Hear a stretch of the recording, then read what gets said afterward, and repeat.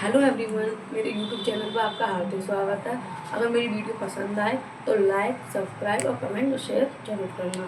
मैंने आपको UPSC syllabus पिछली वीडियो में दिया था कि यूपीएससी सिलेबस मैथ का क्या क्या होता है। तो मैं आज बीजगणित बताऊंगी आपको कि बीजगणित की स्टार्टिंग कहाँ से करें और क्या क्या आता है उसमें। और बीजगणित में पहला चैप्टर आपका बहुपद। बहुपद होता क्या है, तो मैं आपको बहुपद के बारे में बताऊंगी। देखते हैं। यूपीएससी में बीजगणित है। यूपीएससी प्रिपरेशन क्लासेस चैनल का नाम है यूपीएससी प्रिपरेशन क्लासेस 45 बीजगणित।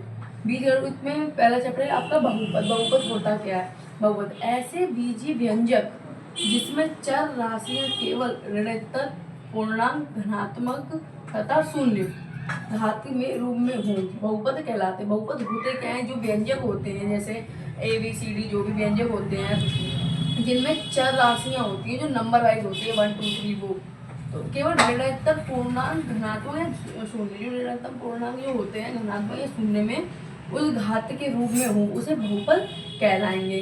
अर्थात फलन का रूप दे रखा है आपको, जैसे px = a या फिर a1x या a2x प्लस an, मतलब कोई भी लिमिट एंडिंग हो सकती है। इसका एक बहुपद है जहाँ a0 a1 a2 an, मतलब कोई भी डिजिट हो सकती है एंडिंग की।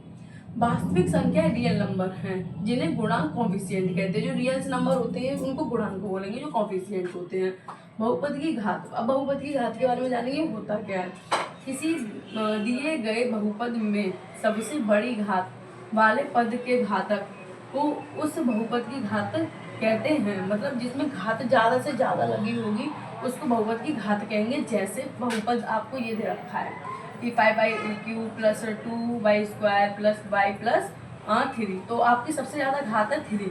जो आपकी घात है वो आपकी सबसे ज्यादा घात होगी वो 3 होगी, जो 5 में दे रखी है।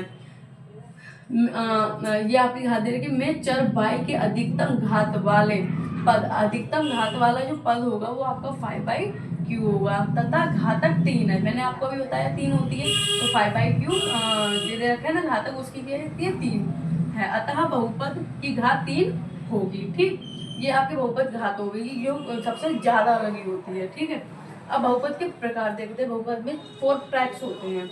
तो बहुपद के प्रकार देखते हैं। रैखिक बहुपद, ऐसा बहुपद जिसमें चर राशि की अधिकतम घात 1 हो रैखिक बहुपद कहलाता है। जैसे आपको ये डिजिट दे रखी है, इसमें कोई भी घात नहीं दे रखी, जैसे 3x + 5, इसमें कोई भी घात नहीं दी, तो ये इसकी जो घात मानी जाएगी वो 1 मानी जाएगी।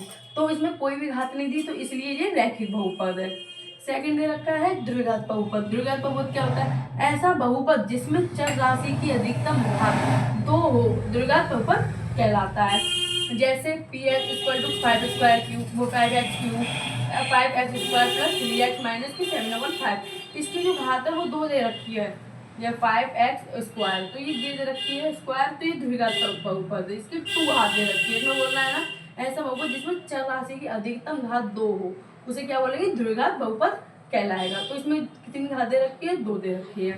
थर्ड वाले में आते हैं त्रिघात बहुपद। ऐसा बहुपद जिसमें चर राशि की अधिकतम घात तीनों त्रिघात बहुपद कहलाता है।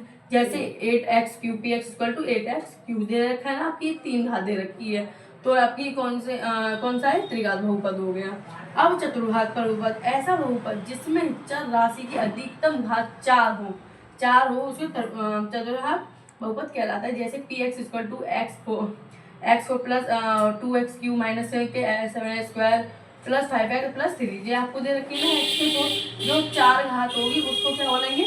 चतुर्घात पद। हमने आज इस वीडियो में पढ़ा बहुपद। बहुपद होता क्या है, बहुपद के प्रकार। बहुपद 4 प्रकार के होते हैं। रैखिक बहुपद, द्विघात बहुपद, त्रिघात बहुपद और चतुर्घात बहुपद। इसके आगे का जो बेसिक होगा मैं अगली वीडियो में बना के डालूंगी, लेकिन आपको ये पढ़ना बहुत जरूरी है। अगर हमको बेसिक क्लियर नहीं होगा तो हम बहुपद नहीं पढ़ पाएंगे। बहुपद होते क्या है और बहुपद के प्रकार क्या होते हैं। तो अगर मेरी वीडियो पसंद आती है तो लाइक और सब्सक्राइब और कमेंट और शेयर जरूर करना। And thank you for watching my video and